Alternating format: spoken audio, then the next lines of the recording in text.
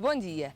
Quando se fala do nosso país, diz-se que é um mundo rural e é essa a realidade que lhe mostramos aqui todas as semanas. Seja bem-vindo ao De Sol a Sol. Hoje vamos falar-lhe da vinha portuguesa, do seu património genético e da produção de bacelos, apresentando-lhe um viveirista. Vamos ainda mostrar-lhe como é fabricado um dos mais típicos queijos portugueses, o queijo rabassal. Pelo meio vamos estar à conversa com Antero Martins, professor no Instituto Superior de Agronomia, onde nos encontramos neste De Sol a Sol. Acredite, vale sempre a pena ficar aí, desse lado. É a partir da uva que se faz o vinho, mas sem vinha não há bebida. Por isso mesmo, o De Sol a Sol foi visitar um viveirista e mostra-lhe agora alguns segredos da vinha portuguesa. De norte a sul, Portugal tem cerca de 240 mil hectares de vinha.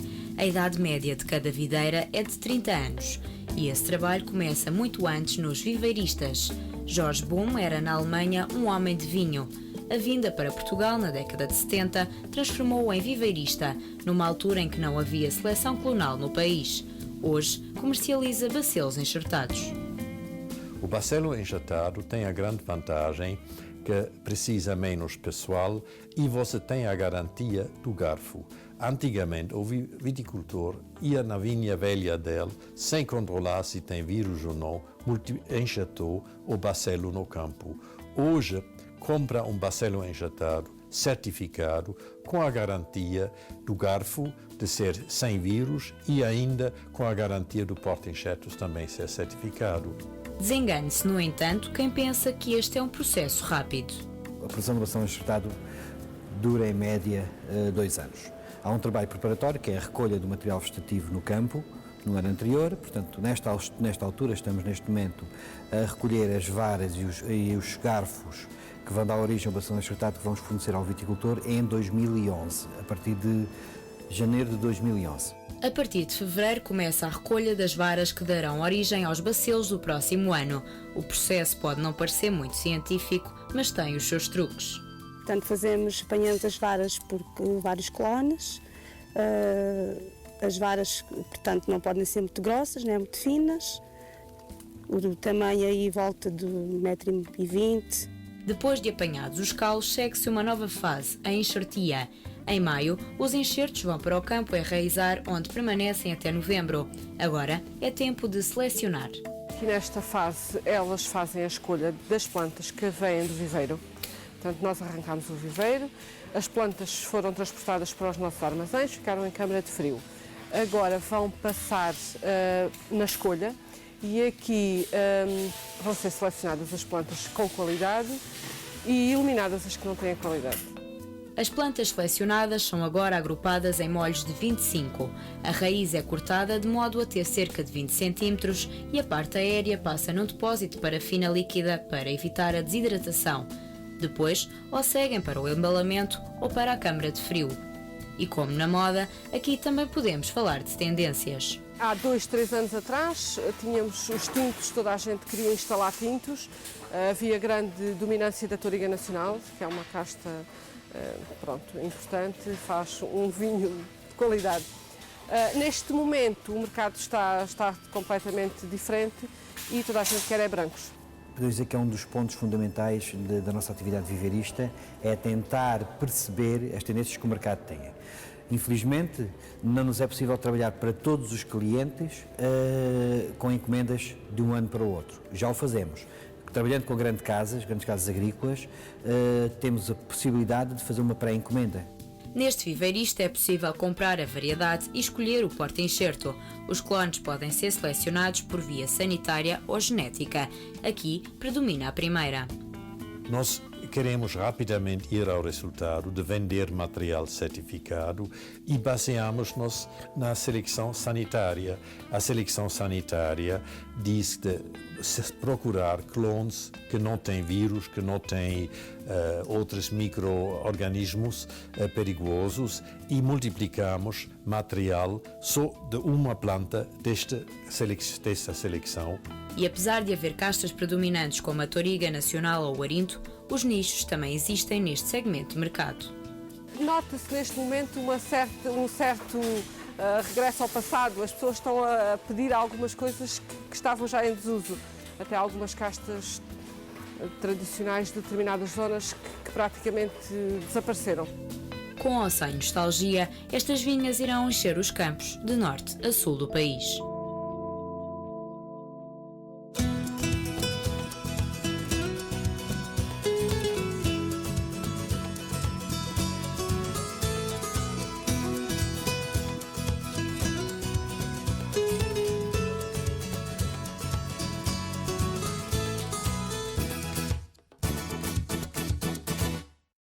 Portugal tem mais de 250 espécies de vinha autóctones, um número bastante significativo para um país de pequena dimensão. Por isso mesmo, o De Sol a Sol partiu à descoberta desta riqueza. Portugal é um país de vinho. Ao longo da história, ele foi moeda de troca, esteve na origem de tratados e projetou a imagem do que de bom se faz no país. A vinha é sem dúvida uma das maiores riquezas dos portugueses e as espécies autóctones encontram-se espalhadas pelo mundo. Temos variedades que são cultivadas, por exemplo, na Austrália. Temos várias variedades cultivadas na Austrália, porque os australianos em 1800, portanto, andaram pela Europa a colher materiais que depois introduziram na Austrália, fizeram coleções na Austrália e multiplicaram aquelas plantas que lhes interessavam. E, portanto, temos, por exemplo, o caso do verdelho, que é uma casta dos Açores e da Madeira, mas que é cultivada na Austrália. Temos o Fernão Pires. São cerca de 340 variedades de vinha a produzir em Portugal. 100 são estrangeiras, as restantes originárias do país. O património genético da vinha portuguesa é por isso riquíssimo, mas nos últimos anos os programas de reconversão têm contribuído para o seu decréscimo. O problema começa nas opções do produtor.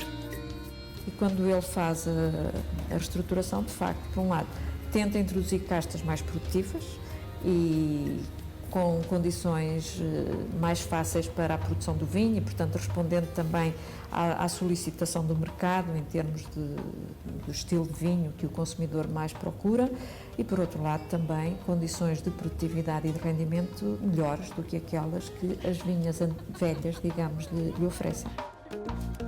A necessidade de produzir vinhos mais adaptados às tendências mundiais é vital quando se tenta afirmar o vinho português no estrangeiro. Produzir uma casta internacional será sempre mais seguro que uma outra nacional e assim as vinhas portuguesas passam a ter cada vez menos variedades. Nos últimos anos, enfim, por todo este período de integração na União Europeia, da reestruturação que houve, da adaptação que houve a este modelo europeu, talvez não se tivesse dado atenção e investido tanto quanto seria desejável nesta matéria. Parece-nos a nós que neste momento há de novo uma grande preocupação por toda a manutenção e a preservação desta biodiversidade que Portugal tem. A Estação Vitivinícola de Dois Portos conta com uma coleção de todas as variedades de vinha portuguesas. Existem também coleções regionais, inventários e pesquisas que estão no momento a ser feitos. Nestas investigações encontram-se as desenvolvidas acerca da Vitis silvestris, a vinha selvagem. Oficialmente descoberta há cerca de uma década, há quem reclame que ela é conhecida há muito mais tempo. Existiam há 20 e 30 anos em grande volume em Portugal.